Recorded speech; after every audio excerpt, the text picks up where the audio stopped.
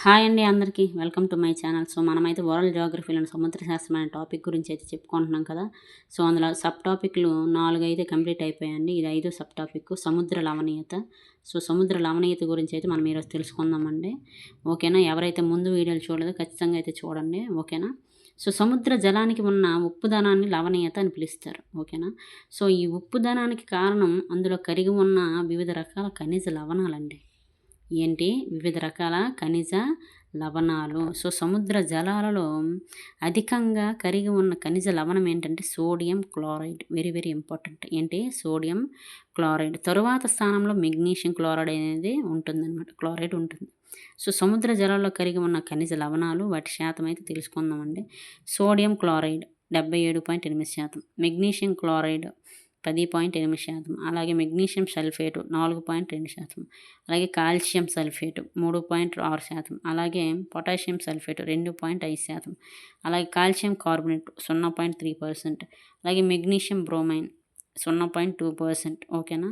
So ఇవి సముద్రంలో ఉన్న ఖనిజ లవణాలు, వాటి తాలూకు శాతాలు. ఓకేనా? నెక్స్ట్ హలోజన్స్ అనగా ఫ్లోరిన్, క్లోరిన్, బ్రోమిన్, అయోడిన్ ఇవన్నీ సముద్రంలో ఉన్నాయన్నమాట. సో ఈ హలోజన్స్లో అధికంగా లభ్యమయ్యే మూలకం ఏంటంటే అయోడిన్ అండి.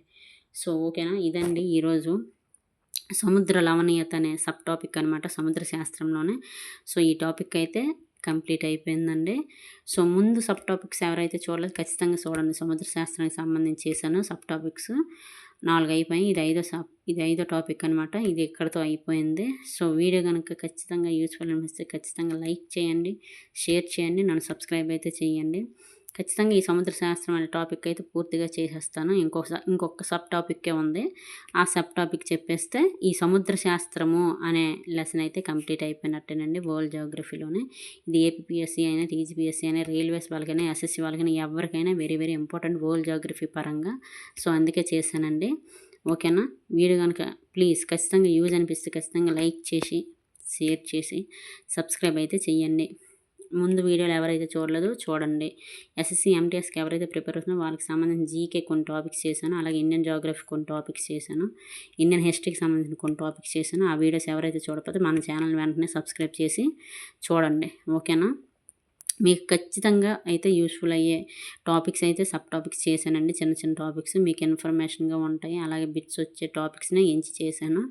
ఓకేనా? నాకు వీలైనంత వరకు మీకు హెల్ప్ చేయడానికి అయితే నేను చూస్తాను నా వరకు. ఓకేనండి? ఎవరైతే యాస్పిరెంట్స్ ఉన్నారో, ఏ ఎగ్జామ్స్కి అయితే ప్రిపేర్ అవుతున్నారో ఖచ్చితంగా ప్లీజ్ సిన్సియర్గా ప్రిపేర్ అవ్వండి. ఓకేనా అండి? సో నెక్స్ట్ వీడియోలో అయితే లాస్ట్ సబ్ టాపిక్ అయితే చెప్పుకుందామండి. సో ఆ టాపిక్ చెప్పేస్తే మనకి సముద్ర శాస్త్రం అనే టాపిక్ అనేది ఫుల్గా అయిపోయినట్టు వరల్డ్ జియోగ్రఫీలో కంప్లీట్ చేసేసినట్టే సముద్ర శాస్త్రం అనే టాపిక్ని. ఓకేనండి? ఓకే, థ్యాంక్ యూ అండి.